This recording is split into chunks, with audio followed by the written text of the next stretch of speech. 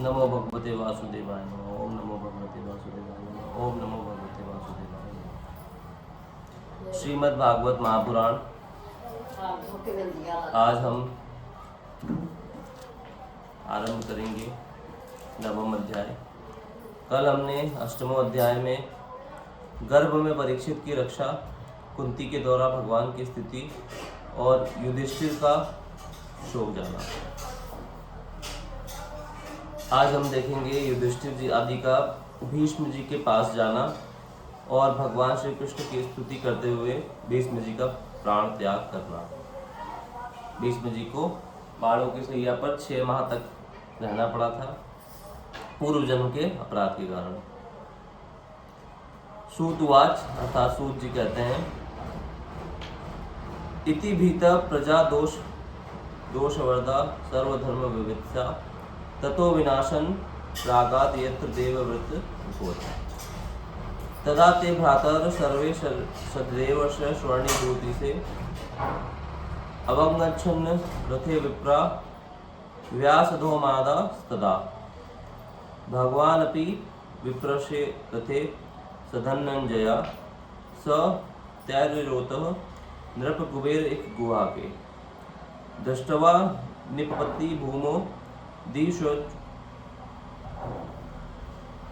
दृष्टवा निपपति भूमो दिशच्युतु वामिमारं प्राणेमु पांडवा भीष्म सानागुआ स चक्रिणा तत्र ब्रह्मशये सर्वदेवस्य सतम राजस्य च तदासन दृष्टु भारत कुंडवम। अर्थात सूत जी कहते हैं, इस प्रकार राजा युधिष्ठिर प्रजा दोष से भयभीत हो गए। फिर सब धर्मों का ज्ञान प्राप्त करने की इच्छा से उन्होंने कुरुक्षेत्र की यात्रा की, जहाँ भीष्म पितामह शरशय्या पर पड़े हुए थे।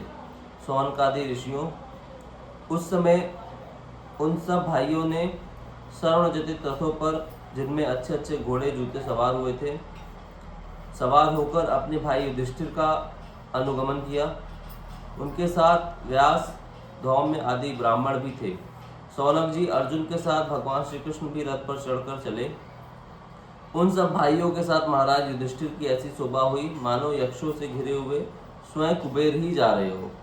अपने अनुचरों और भगवान श्री कृष्ण के साथ वहां जाकर पांडवों ने देखा कि भीष्म पितामह स्वर्ग से गिरे हुए देवता के समान पृथ्वी पर पड़े हैं। उन लोगों ने उन्हें प्रणाम किया। सौनक जी उसी समय भरतवंशियों के गौरव रूप भीष्म पितामह को देखने के लिए सभी ब्रह्मर्षि, देवऋषि और राजऋषि वहां आए। दीपक लगा दिया।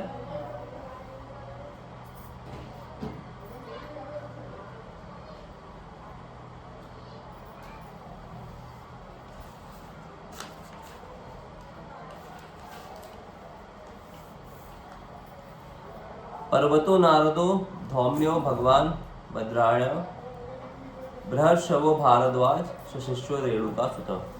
पर्वत नारद, धौम्य भगवान व्यास, बृहदश्व भारद्वाज शिष्यों के साथ परशुराम जी, वशिष्ठ, इंद्रप्रमद, त्रित, ग्रस्तमद, असीत, कक्षीवान, गौतम, आत्री, विश्वामित्र, सुदर्शन तथा और भी सुखदेव आदि शुद्ध हृदय से महात्मागण एवं शिष्यों के सहित कश्यप, अंगिरा पुत्र बृहस्पति आदि मुनिगण भी वहां पधारे। भीष्म पितामह धर्म को और देश काल के विभाग को, कहाँ किस समय क्या करना चाहिए, इस बात को जानते थे। उन्होंने उन बड़भागी ऋषियों को सम्मिलित हुआ देखकर उनका यथा योग्य सत्कार किया। वे भगवान श्री कृष्ण का प्रभाव भी जानते थे। अंततः उन्होंने अपनी लीला से मनुष्य का वेश धारण करके वहां बैठे हुए तथा जगदीश्वर के रूप में हृदय में विराजमान भगवान श्री कृष्ण की बाहर तथा भीतर दोनों ओर पूजा की, मतलब अंदर से भी भगवान को नमन किया और बाहरी रूप से भी प्रणाम किया। पांडव बड़े विनय और प्रेम के साथ भीष्म पितामह के पास बैठ गए, क्योंकि उनके वो परदादा थे। पांडवों के क्या थे? वो परदादा। उन्हें देखकर भीष्म पितामह की आंखें प्रेम के आंसुओं से भर गई। उन्होंने उनसे कहा, धर्मपुत्रों, हाय हाय, यह बड़े कष्ट और अन्याय की बात है कि तुम लोगों को ब्राह्मण धर्म और भगवान के आश्रित रहने पर भी इतने कष्ट के साथ जीना पड़ा जिसके तुम कदापि योग्य नहीं थे। मतलब भगवान साथ में थे, उसके बाद भी तुमको इतना परेशानी, इतना कष्ट झेलना पड़ा। 12 वन का वनवास, फिर 1 वर्ष का अज्ञातवास, लाक्षागृह, बहुत सी चीजें हुई उनके साथ महाभारत युद्ध आदि में। अतिरथी पांडु की मृत्यु के समय तुम्हारी अवस्था बहुत छोटी थी। बचपन में ही अपने पिता को पांडवों ने खो दिया था। उन दिनों तुम लोगों के लिए कुंती रानी को और साथ साथ तुम्हें भी बार बार बहुत से कष्ट झेलने पड़े। जिस प्रकार बादल वायु के वश में रहते हैं, वैसे ही लोकपालों के सहित सारा संसार काल भगवान के अधीन है। काल भगवान कौन है? भगवान श्री कृष्ण। मैं समझता हूँ कि तुम लोगों के जीवन में जो अप्रिय घटनाएं हुई हैं वे सब उन्हीं की लीला थी। मतलब जो भी कुछ हुआ वो सब भगवान के द्वारा ही रचित था। नहीं तो जहाँ साक्षात धर्मपुत्र राजा युधिष्ठिर हो, गदाधारी भीमसेन और धनुर्धारी अर्जुन रक्षा का काम कर रहे हो, गांडीव धनुष हो और स्वयं श्री कृष्ण सुभद्र हो, भला वहाँ भी विपत्ति की संभावना है? ऐसा भीष्म जी ने बोला। ये काल स्वरूप श्री कृष्ण कब क्या करना चाहते हैं, इस बात को कभी कोई नहीं जानता कि भगवान के मन में क्या है और भगवान कब क्या करेंगे। बड़े बड़े ज्ञानी भी इसे जानने को इच्छा करके मोहित हो जाते हैं। युधिष्ठिर, संसार की ये सब घटनाएं ईश्वर इच्छा के अधीन है। उसी का अनुसरण करके तुम इस अनाथ प्रजा का पालन करो, क्योंकि अब वही तुम्हें इसके स्वामी और इसे पालन करने में समर्थ हो। ऐसा युधिष्ठिर जी को बोला किसने? भीष्म पितामह ने, कि युधिष्ठिर, संसार की ये सब घटनाएं ईश्वर की इच्छा के अधीन है।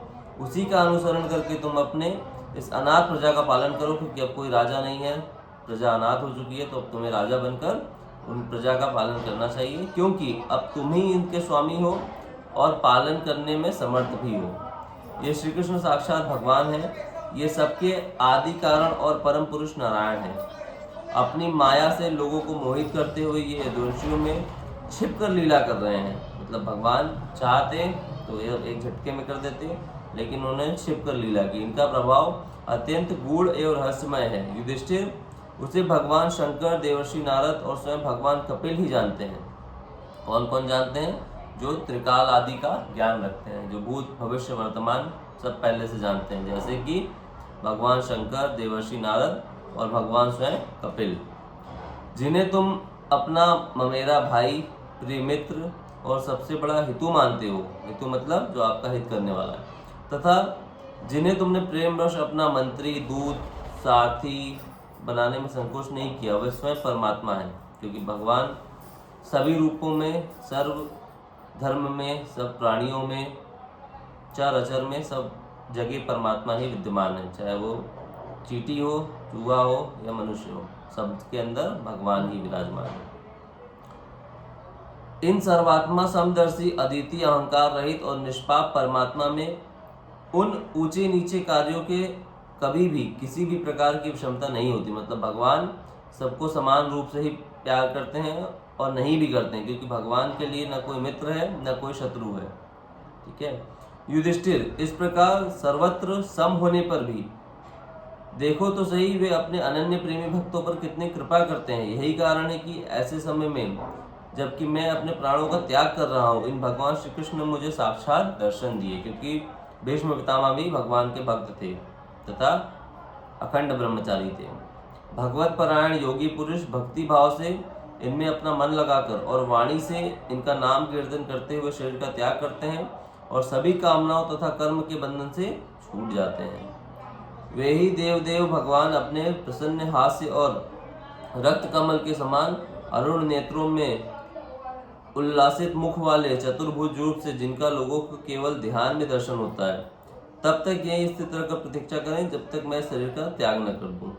मतलब ऐसा भीष्म जी ने बोला कि जब तक मैं शरीर छोड़ न दूं, भगवान आप यहीं रहो। और वो रूप लोगों को केवल ध्यान में दिखाई देता है, उस रूप का दर्शन केवल ध्यान में होता है।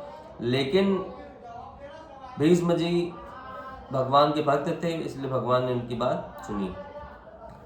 सूत जी कहते हैं, युधिष्ठिर ने उनकी यह बात सुनकर शरशैया पर सोए हुए भीष्म पितामह से बहुत से ऋषियों के सामने ही नाना प्रकार के धर्मों के संबंध में अनेक रहस्य पूछे। इस तत्ववेत्ता भीष्म पितामह ने वर्ण और आश्रम के अनुसार पुरुष के स्वभाव, धर्म और वैराग्य तथा राग के कारण विभिन्न रूप से बताए हुए निवृत्ति और प्रवृत्ति स्वरूप द्विविधि धर्म, दान धर्म, राजधर्म, मोक्ष धर्म, स्त्री धर्म और भगवत धर्म, इन सब का अलग अलग संक्षेप और विस्तार से वर्णन किया। दो तरीके के धर्म है, वैराग्य और राग के कारण निवृत्ति और प्रवृत्ति। तो एक प्रवृत्ति मार्ग है, एक निवृत्ति मार्ग है। निवृत्ति मार्ग क्या है और प्रवृत्ति मार्ग क्या है? ये दोनों मार्ग तथा द्विविध धर्म, दान धर्म, राजधर्म, मोक्ष धर्म, स्त्री धर्म, इन सब का संक्षेप में और विस्तार से वर्णन किया शौनक जी ने। इसके साथ ही धर्म, अर्थ, काम, मोक्ष, इन चारों पुरुषार्थों का, इनकी प्राप्ति के साधनों का अनेक उपाख्यान और इतिहास सुनाते हुए विभागशः वर्णन किया। भीष्म पितामह इस प्रकार धर्म का प्रवचन कर ही रहे थे कि वहां उत्तरायण का समय आ पहुंचा, जिसे मृत्यु को अपने अधीन रखने वाले भगवत परायण योगी लोग चाहा करते हैं। उस समय हजारों रथियों के नेता भीष्म पितामह ने वाणी का संयम करके मन को सब ओर से हटाकर अपने सामने स्थित आदि पुरुष भगवान श्री कृष्ण में लगा दिया। ये बहुत कठिन काम है कि अपना मन सब तरफ से हटाकर भगवान के चरणों में लगा, वरना क्या होता है कि हम भगवान की कथा सुनने बैठते हैं और हमारा ध्यान कहीं और रहता है कि कहीं ये काम है, कहीं वो काम है। इस तरह से फिर इंसान भटक जाता है। भगवान श्री कृष्ण के सुंदर चतुर्भुज विग्रह पर उस समय पीताम्बर फहरा रहा था। भीष्म जी की आंखों पर आंखें उसी पर एक टक लगी थी। वो भगवान को ध्यान से फोकस से देख रहे थे। उनको शास्त्रों की चोट से जो पीड़ा हो रही थी, शस्त्र जो लगे थे, बाण जो लगे थे, उनको उससे जो पीड़ा हो रही थी, वह तो भगवान के दर्शन मात्र से ही तुरंत दूर हो गई। मतलब उनको कोई पीड़ा नहीं हो रही थी। देखने में लग रहा था कि इतने बाण लगे हैं, अंग पूरा छिदा हुआ है, लेकिन उसकी जो पीड़ा थी वो हो रही थी, लेकिन वो पीड़ा महसूस नहीं कर पा रहे थे, क्योंकि भगवान के दर्शन से वो दूर हो गई थी। विशुद्ध धारणा से जो भी कुछ अशुभ शेष था वे सभी नष्ट हो गए। अब शरीर छोड़ने के समय उन्होंने अपनी समस्त इंद्रियों के वृत्ति विलास को रोक दिया और बड़े प्रेम से भगवान की स्तुति की। भीष्म जी ने कहा, अब मृत्यु के समय मैं अपनी यह बुद्धि जो अनेक प्रकार के साधनों का अनुष्ठान करने से अत्यंत शुद्ध एवं कामना रहित हो गई है, यदुवंश शिरोमणि अनंत भगवान श्री कृष्ण के चरणों में समर्पित करता हूँ, जो सदा सर्वदा अपने आनंदमय स्वरूप में स्थित रहते हुए कभी भी विहार करने की, लीला करने की इच्छा से प्रकृति को स्वीकार कर लेते हैं, जिससे यह सृष्टि परंपरा चलती है, जिनका शरीर त्रिभुवन सुंदर और श्याम तमाल के समान सांवला है, जिस पर सूर्य शमियों के समान श्रेष्ठ पीताम्बर लहराता है और कमल सदृश मुख पर घुंघराली अलके लटकती रहती हैं, उन अर्जुन सखा श्री कृष्ण में मेरी निष्कपट प्रीति हो। ऐसा भीष्म जी ने कहा। मुझे युद्ध के समय की उनकी वह विलक्षण छवि बहुत याद आती है, जब उनके मुख लहराते हुए घुंघराले बाल घोड़ों की टाप की धूल से मटमैले हो गए थे और वे पसीने की छोटी छोटी बूंदें शोभायमान हो रही थी। वे अपने तीखे बाणों से उनकी त्वचा को बींध रहा था। उस सुंदर कवच मंडिल भगवान श्री कृष्ण के प्रति मेरा शरीर, अंतःकरण और आत्मा समर्पित हो जाए, ऐसी कामना की भीष्म जी ने। अपने मित्र अर्जुन की बात सुनकर जो तुरंत ही पांडव सेना और कौरव सेना के बीच में अपना रथ ले आए और वहां स्थित होकर जिन्होंने अपनी दृष्टि से ही शत्रु पक्ष के सैनिकों की आयु छीन ली, उस पार्थ सखा भगवान श्री कृष्ण में मेरी परम प्रीति हो। अर्जुन ने जब दूर से कौरवों की सेना के मुखिया हम लोगों को देखा, तब पाप समझकर वह अपने स्वजनों के वध से विमुख हो गया। अर्जुन को लगा कि अपने को मारना पाप है। उस समय जिन्होंने गीता के रूप में आत्मविद्या का उपदेश करके उनके समसायिक अज्ञान का नाश किया, उन परम पुरुष भगवान श्री कृष्ण के चरणों में मेरी प्रीति बनी रही। मैंने प्रतिज्ञा कर ली थी कि मैं श्री कृष्ण को शस्त्र ग्रहण कराकर छोड़ूंगा। उसे सत्य एवं ऊंची करने के लिए उन्होंने अपनी शस्त्र ग्रहण न करने की प्रतिज्ञा तोड़ दी। उस समय वे रथ से नीचे कूद पड़े। उससे जैसे हाथी को मारने के लिए उस पर टूट पड़ता है, वैसे ही रथ का पहिया लेकर मुझ पर झपट पड़े। उस समय वे इतने वेग से दौड़े कि उनके कंधे का दुपट्टा गिर गया और पृथ्वी कांपने लगी। मुझ आताताई ने तीखे बाण मार मार कर उनके शरीर का कवच तोड़ डाला। जिससे सारा शरीर लहूलुहान हो रहा था। अर्जुन के रोकने पर भी बलपूर्वक मुझे मारने के लिए मेरी ओर दौड़े आ रहे थे। वे ही भगवान श्री कृष्ण जो ऐसा करते हुए भी मेरे प्रति अनुग्रह और भक्त वत्सलता से परिपूर्ण थे। मेरी एकमात्र गति हो, ऐसा आश्रय हो। अर्थात भगवान अगर भीष्म जी को मार भी देते, उनका वध भी कर देते, तो भी भीष्म जी को मोक्ष की प्राप्ति ही होती। अर्जुन के रथ की रक्षा में सावधान जिन श्री कृष्ण के बाएं हाथ में घोड़ों की रास थी और दाहिने हाथ में चाबुक, इन दोनों की शोभा से उस समय जिनकी अपूर्व छवि बन रही थी, तथा महाभारत युद्ध में मरने वाले वीर जिनकी इस छवि का दर्शन करते रहने के कारण साक्ष रूप से मोक्ष को प्राप्त हो गए। मतलब जिस लोगों ने भगवान का वह स्वरूप देखा महाभारत युद्ध में, जो लोग मरे भगवान का दर्शन करते हुए, वो लोग बिल्कुल आराम से इजी वे में मोक्ष को प्राप्त हो गए। पार्थ सारथी भगवान श्री कृष्ण में मुझ मरणासन की परम प्रीति हो, जिनकी लटकली सुंदर चाल, हाव भाव युक्त चेष्टाएं, मुस्कान, मधुर मुस्कान और प्रेम भरी चितवन से अत्यंत सम्मानित गोपियां रासलीला में उनके अंतर्ध्यान हो जाने पर प्रेमोन्माद से मतवाली होकर जिनकी लीलाओं का अनुसरण करके तन्मय हो रही थी, उन्हीं भगवान श्री कृष्ण में मेरा परम प्रेम हो। जिस समय युधिष्ठिर का राजसूय यज्ञ हो रहा था, मुनियों और बड़े बड़े राजाओं से भरी हुई सभा में सबसे पहले सबकी ओर से इन्हीं के सबके दर्शनी भगवान श्री कृष्ण की मेरी आंखों के सामने पूजा हुई थी। वे ही सबके आत्मा, प्रभु और आज मृत्यु के रूप में मेरे सामने खड़े हैं। अर्थात भगवान सारे ही रूप में विद्यमान है। जैसे एक ही सूर्य अनेकों आंखों से अनेक रूप में दिखते हैं, वैसे ही अजन्मा भगवान श्री कृष्ण अपने ही द्वारा रचित अनेक शरीरधारियों के हृदय में अनेक रूप से जान पड़ते हैं। वास्तव में वे एक और सबके हृदय में विराजमान ही है। अर्थात भगवान दिखाई पड़ते हैं कि बहुत से अलग अलग हैं, परंतु वो सभी मनुष्य, प्राणी, इसके अलावा चाहे जितने भी जीव जंतु हैं, सभी के अंदर विद्यमान है। उन्हीं इन भगवान श्री कृष्ण को मैं भ्रम भ्रत से रहित होकर प्राप्त हो गया। भगवान श्री कृष्ण को भेद भ्रम से रहित होकर प्राप्त हो गया, अथवा कोई उनमें भेद नहीं है और ना ही कोई भ्रम है। जब भीष्म जी को ज्ञान हो गया तब वो प्राप्त हो गए। सूत जी कहते हैं, इस प्रकार भीष्म पितामह ने मन, वाणी और दृष्टि की वृत्तियों से आत्मस्वरूप भगवान श्री कृष्ण में अपने आप को लीन कर लिया। उनके प्राण विहीन हो गए और वे शांत हो गए। उन्हें अनंत ब्रह्मा में लीन जानकर सब लोग वैसे ही चुप हो गए जैसे दिन के बीत जाने पर पक्षियों का कलरव शांत हो जाता है। दिन में पक्षियां उधम चौकड़ी करते हैं और शाम को वो लोग शांत हो जाते हैं। शाम को पक्षियों की आवाज़ रात को नहीं आती। इसी प्रकार वो लोग शांत हो गए। उस समय देवता और मनुष्य नगाड़े बजाने लगे। साधु स्वभाव के राजा उनकी प्रशंसा करने लगे और आकाश में पुष्पों की वर्षा होने लगी। सौनक जी, युधिष्ठिर ने उनके मृत शरीर की अंत्योष्टि क्रिया कराई और कुछ समय के लिए वे शोकमग्न हो गए। उस समय मुनियों ने बड़े आनंद से भगवान श्री कृष्ण की उनके रहस्यमय नाम से लेकर स्तुति की। इसके पश्चात अपने हृदय को श्री कृष्ण में बनाकर वे अपने अपने आश्रमों को लौट गए। तदंतर भगवान श्री कृष्ण के साथ वहां युधिष्ठिर हस्तिनापुर चले आए और उन्होंने वहां अपने चाचा धृतराष्ट्र और तपस्विनी गांधारी को ढांढस बंधाया मतलब हौसला बंधाया। फिर धृतराष्ट्र की आज्ञा और भगवान श्री कृष्ण की अनुमति से समर्थ राजा युधिष्ठिर ने अपने वंश परंपरागत साम्राज्य का धर्म पूर्वक शासन करने लगे। इति श्रीमद्भागवते महापुराणे पारमहंस्या संहिताया प्रथम स्कंदे युधिष्ठिर राजो राज प्रबलो नाम नवम अध्यायो समाप्त। अथ दशमो अध्याय। अब हम चलेंगे 10 अध्याय की तरफ। 10वां अध्याय जो है श्री कृष्ण का द्वारका गमन। यहाँ से अब चीजें हो गई, भगवान ने सारा सब कुछ खत्म कर दिया। उसके बाद वो द्वारका की ओर गए।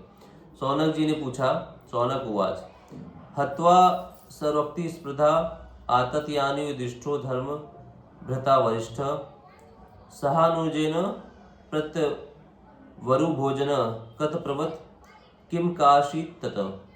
सौनक जी ने पूछा, धार्मिक शिरोमणि महाराज युधिष्ठिर ने अपने पैतृक संपत्ति को हड़प जाने के इच्छुक आतताइयों का नाश करके अपने भाइयों के साथ किस प्रकार से राज्य शासन किया और कौन कौन से काम किए, क्योंकि भोगों में तो उनकी प्रवृत्ति थी ही नहीं। मतलब उनको कोई लालच था नहीं कि ये राज मेरा हो या इससे जुड़ी जो भोग सामग्री है उसका मैं यूज करूं। सूत जी कहते हैं, संपूर्ण सृष्टि को उज्जीवित करने वाले भगवान श्री हरि की परस्पर कालाग्नि से दग्ध कुरुवंशों में पुनः अंकुरित और युधिष्ठिर को उनके राज सिंहासन पर बैठाकर बहुत प्रसन्न हुए। भीष्म पितामह और भगवान श्री कृष्ण के उपदेशों के श्रवण से उनके अंतःकरण में विज्ञान का उदय हुआ और भ्रांति मिट गई। भगवान के आश्रय में रहकर वे अपने समुद्र पर्यंत सारी पृथ्वी का इंद्र के समान शासित करने लगे। भीमसेन आदि उनके भाई पूर्ण रूप से उनकी आज्ञाओं का पालन करते थे। भीम अर्जुन युधिष्ठिर की बात का पालन करते थे, नकुल सहदेव भी। युधिष्ठिर के राज्य में आवश्यकता अनुसार यथेष्ट वर्षा होती थी। पृथ्वी में समस्त अभिष्ट वस्तुएं पैदा होती थीं। बड़े बड़े थनों वाली बहुत सी गौएं प्रसन्न रहकर गौशालाओं को दूध से सींचती रहती थीं। नदियां, समुद्र, पर्वत, वनस्पति, लताएं और औषधियां प्रत्येक ऋतु में यथेष्ट रूप से अपनी अपनी वस्तुएं राजा को देती थीं। अजातशत्रु महाराज युधिष्ठिर के राज्य में किसी प्राणी को कभी भी आदि व्याधि अथवा दैविक, भौतिक और आत्मिक क्लेश नहीं होते थे। अपने बंधुओं को शोक मिटाने के लिए और अपनी बहन सुभद्रा की प्रसन्नता के लिए भगवान श्री कृष्ण कई महीनों तक हरिश्चंद्रपुर में ही रहे। मतलब जब युधिष्ठिर ने राज आरंभ किया तो उसके राज में सारी सब चीजें यथायश, मतलब जितनी आवश्यकता होती थी उतनी वर्षा होती थी। पृथ्वी में जितनी अभिष्ट वस्तुएं हैं सब पैदा होती थी। गौवें थी जिनके बड़े बड़े थन थे और जो दूध देती थी प्रचुर मात्रा में। नदियां, समुद्र, पर्वत और औषधियां प्रत्येक ऋतु में जितनी आवश्यकता होती थी उतना प्रदान करती थी। इसके अलावा अजातशत्रु महाराज युधिष्ठिर के राज में कभी भी किसी प्राणी को आदि व्याधि, मतलब कि तबीयत खराब होना या बीमार पड़ना, दैनिक और भौतिक, मतलब पैसों की और मानसिक क्लेश नहीं थे। अपने बंधुओं का शोक मिटाने के लिए और अपनी बहन सुभद्रा की प्रसन्नता के लिए भगवान श्री कृष्ण कई महीनों तक हस्तिनापुर में ही रहे। फिर जब उन्होंने राजा युधिष्ठिर के द्वारका जाने की अनुमति मांगी तब राजा ने उन्हें अपने हृदय से लगाकर स्वीकृति दे दी। भगवान उनको प्रणाम करके रथ पर सवार हुए। कुछ लोग समान उम्र वाले ने उनका आलिंगन किया, छोटी उम्र वालों ने उन्हें प्रणाम किया। उस समय सुभद्रा, द्रौपदी, कुंती, उत्तरा, गांधारी, धृतराष्ट्र, ययत्सु, कृपाचार्य, नकुल, सहदेव, भीमसेन, धौम्य, सत्यवती आदि सब मूर्छित से हो गए। होता है ना, किसी के जाने पे इंसान एकदम परेशान हो जाता है तो वो मूर्छित के साथ मूर्छा में चला जाता है या मूर्छित दिखाई लगने लगता है कि अब तो बेहोश हो गया। वे शारण प्राणी श्री कृष्ण का विरह नहीं सहन कर सके। भगवत भक्त सत्पुरुषों के संग से जिसका दुसंग छूट गया, जो विचारशील पुरुष भगवान मधुर मनोहर सुयश को एक बार भी सुन लेने पर फिर उसे छोड़ने की कल्पना भी नहीं करता। अर्थात भगवान एक बार इसको प्राप्त हो जाते हैं वो कभी नहीं चाहेगा कि भगवान उसे छोड़कर जाएं। उन्हीं भगवान के दर्शन तथा स्पर्श से, उनके साथ आलाप करने से तथा साथ ही साथ सोने, उठने, बैठने, भोजन करने से जिनका संपूर्ण हृदय उन्हें समर्पित हो चुका है, वे पांडव भला उनका विरह कैसे सह सकते हैं। उनका चित्त द्रवित हो रहा था। वे सब निर्निमेष नेत्रों से भगवान को देखते हुए स्नेह बंधन से बंधकर जहां तहां दौड़ रहे थे। भगवान श्री कृष्ण के घर से चलते समय उनके बंधुओं की स्त्रियों के नेत्र उत्कंठावश उमड़ते हुए आंसुओं से भर आए, परंतु इस भय से कि कहीं यात्रा के समय अशगुन न हो जाए उन्होंने इसे बड़ी कठिनाई से रोक लिया। मतलब इच्छा तो थी कि भगवान को रोक ले, पर ऐसा था कि ऐसा ना हो कि टोक लग जाए, यात्रा के समय कुछ अशुभ हो जाए, अशगुन हो जाए, इसलिए उन्होंने नहीं बोला। भगवान के प्रस्थान के समय मृतंग, शंख, बेरी, वीणा, ढोल, नरसिंगे, धुंधुरी, नगाड़े, घंटे और दुंदभिया आदि बाजे बजने लगे। भगवान के दर्शन की लालसा से कुरुवंश की स्त्रियां अटारियों पर चढ़ गईं और प्रेम, लज्जा और मुस्कान से युक्त चितवन से भगवान को देखती हुई उन पर पुष्पों की वर्षा करने लगी। उस समय भगवान के प्रिय सखा घुंघराले बाल वाले अर्जुन अपने प्रियतम श्री कृष्ण का वह श्वेत छत्र जिसमें मोतियों की झालर लटक रही थी और जिसका डंडा रत्नों का बना हुआ था, अपने हाथ में ले लिया। उद्धव और सात्विक बड़े विचित्र चंवर डुलाने लगे। मार्ग में भगवान श्री कृष्ण पर चारों ओर से पुष्प की वर्षा हो रही थी। बड़ी ही मधुर झांकी थी। जहां तहां ब्राह्मणों के दिए हुए सत्य आशीर्वाद सुनाई पड़ रहे थे। वे सगुण भगवान के अनुरूप ही थे, क्योंकि उनमें सब कुछ है, परंतु निर्गुण के अनुरूप नहीं, क्योंकि उनमें कोई प्राकृत गुण नहीं है। हस्तिनापुर की कुलीन रमणियां, जिनका चित्त भगवान श्री कृष्ण में रम गया था, आपस में ऐसी बातें कर रही थी जो सबके कान और मन को आकर्षित कर रहे थे। वे आपस में कह रही थी, सखियों, ये वे ही सनातन परम पुरुष हैं जो प्रलय के समय भी अपने अद्वितीय निर्विशेष विशेष स्वरूप में स्थित रहते हैं। उस समय सृष्टि के मूल में ये तीनों गुण भी नहीं रहते। जगदम्बा ईश्वर में जीव भी लीन हो जाते हैं और महत्ववादी समस्त शक्तियां अपने कारण अव्यक्त हो जाती हैं। फिर उन्होंने ही फिर अपने नाम रूप सहित स्वरूप में नाम रूप के निर्माण की इच्छा की तथा अपनी काल की शक्तियों से प्रेरित प्रकृति का, जो कि उनके अंशभूत जीवों का मोहित कर लेती हैं और सृष्टि में रचना में प्रवृत्त हो जाती है, अनुसरण किया और व्यवहार के लिए वेद आदि शास्त्रों की रचना की। इस जगत में जिसके स्वरूप का साक्षात्कार जितेंद्रिय योगी अपने प्राणों को वश में करके भक्ति से प्रफुल्लित निर्मल हृदय में किया करते हैं, ये श्री कृष्ण वही साक्षात परम ब्रह्मा है। वास्तव में इनकी भक्ति से अंतःकरण की पूर्ण शुद्धि हो जाती है, जो योग आदि के द्वारा नहीं होती। मतलब आप कितना ही कुछ योग कर लो, अध्याय योग कर लो या फिर आप तपस्या कर लो, आपको हृदय में शांति नहीं मिलेगी जब तक आपका ध्यान भगवान में नहीं लगेगा।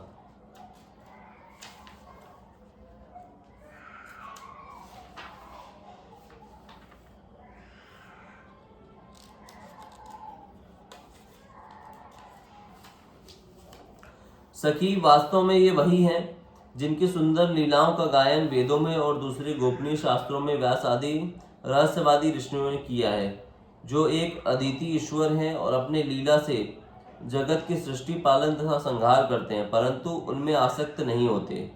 मतलब वो काम सब करते हैं लेकिन उसमें उनकी रति नहीं होती है। जब तामसी बुद्धि वाले राजा अधर्म से अपना पेट पालने लगते हैं, तब यही सत्य गुणों को स्वीकार कर ऐश्वर्य, सत्य, वृत्त, दया और यश प्रकट करते हैं और संसार के कल्याण के लिए युग युग में अनेक अवतार धारण करते हैं। अहो यह यदुवंश में परम प्रशंसनीय है, क्योंकि लक्ष्मीपति पुरुषोत्तम श्री कृष्ण जन्म ग्रहण करके इस वंश को सम्मानित किया है। वह पवित्र मधुवन ब्रजमंडल भी अत्यंत धन्य है, जिसे इन्होंने अपने शैशव एवं किशोर अवस्था में घूम फिरकर सुशोभित किया। बड़े ही हर्ष की बात है कि द्वारका स्वर्ग के यश का तिरस्कार करके पृथ्वी के पवित्र यश को बढ़ाया। मतलब द्वारका ने चाहते तो भगवान स्वर्ग के समान बना सकते थे, लेकिन द्वारका ने स्वर्ग के यश का तिरस्कार पृथ्वी को परम पवित्र यश को बढ़ाने के लिए उन्होंने द्वारका नगरी बसाई। क्यों ना हो, वहाँ की प्रजा अपने स्वामी भगवान श्री कृष्ण, जो बड़े प्रेम से मंद मंद मुस्कुराते हुए कृपा दृष्टि से देखते हैं, निरंतर निहारती रहती है। सखी, जिसका इन्होंने पाणी ग्रहण किया है, उन स्त्रियों ने अवश्य ही व्रत, स्नान, हवन आदि के द्वारा परमात्मा की आराधना की होगी, क्योंकि वे बार बार इनकी उस अधर सुधा का पान करती हैं, जिसके स्मरण मात्र से ही ब्रजबालाएं आनंद से मूर्छित हो जाया करती थीं। ये स्वयंवर में शिशुपाल आदि मतवाले राजाओं का मान मर्दन करके, जिनको अपने बाहुबल से हर लाए थे तथा जिनके पुत्र प्रद्युम्न, सांब, आम आदि हैं, वे रुक्मणी आदि 8 पटरानियां भौमासुर को मारकर लाई हुई थी। भौमासुर को मारकर रुक्मणी और बाकी जो 8 पटरानियां लाए थे भगवान, और अन्य हजारों पत्नियां। वास्तव में वे धन्य हैं, क्योंकि इस सभी ने स्वतंत्रता और पवित्रता से रहित स्त्री जीवन को पवित्र और उज्जवल बनाकर दिया है। इनकी महिमा का वर्णन कोई क्या करे। इनके स्वामी साक्षात कमल नयन भगवान श्री कृष्ण हैं, जो नाना प्रकार की प्रिय चेष्टाओं तथा पारिजाति प्रिय वस्तुओं की भेंट से इनके हृदय में प्रेम एवं आनंद की अभिवृद्धि करते हुए भी कभी भी एक क्षण के लिए भी इन्हें छोड़कर दूसरी जगह नहीं जाते। हस्तिनापुर की स्त्रियां इस प्रकार बातचीत कर ही रही थी कि भगवान श्री कृष्ण मंद मुस्कान और प्रेम पूर्ण चितवन से उनका अभिनंदन करते हुए वहां से विदा हो गए। अजातशत्रु युधिष्ठिर ने भगवान श्री कृष्ण की रक्षा के लिए हाथी, घोड़े, रथ और पैदल सेना उनके साथ कर दी। उन्हें स्नेहवश यह शंका हो आई थी कि कहीं रास्ते में शत्रु इन पर आक्रमण न कर दे। सुदृढ़ प्रेम के कारण कुरुवंशी पांडव भगवान के साथ बहुत दूर तक चले गए थे। वे लोग उस समय भावी विरह से व्याकुल थे। भगवान श्री कृष्ण ने उन्हें बहुत आग्रह करके विदा किया और सात्यादिक, उद्धव आदि प्रेमी मित्रों के साथ द्वारका की यात्रा की। सौनक जी, वे कुरुजांगल, पांचाल, सूरसेन, यमुना के तटवर्ती प्रदेश, ब्रह्मवत, कुरुक्षेत्र, मत्स्य, सारस्वत और मरुधन्व देशों को पार करके सौवीर और अबीर देश के पश्चिम आनंद देश में आए। उस समय अधिक चलने के कारण भगवान के रथ के कुछ घोड़े थक गए थे।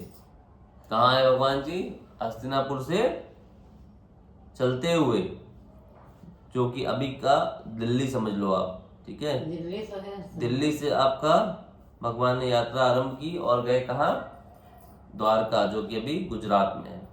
उस समय वहां के नाम अलग हुआ करते थे, जैसे कुरुजांगल, पांचाल, सूरसेन, यमुना के तटवर्ती प्रदेश, ब्रह्मवत, कुरुक्षेत्र, मत्स्य, सारस्वत और मरुधन्व देश। तो ये सबके नाम अब बदल चुके हैं। उस समय अधिक चलने के कारण भगवान के रथ के कुछ घोड़े थक से गए थे। मार्ग में स्थान स्थान पर लोग उपहार आदि के द्वारा भगवान का सम्मान करते। सायंकाल होने पर वे रथ पे से भूमि पर उतर आते और जलाशय पर जाकर संध्या वंदन करते। यह उनकी नित्य चर्या थी। इस तरह भगवान द्वारका पहुंचे।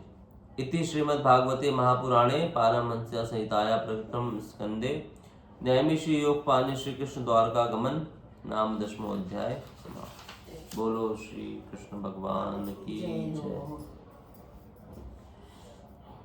जय हो। ओम नमो भगवते वासुदेवाय।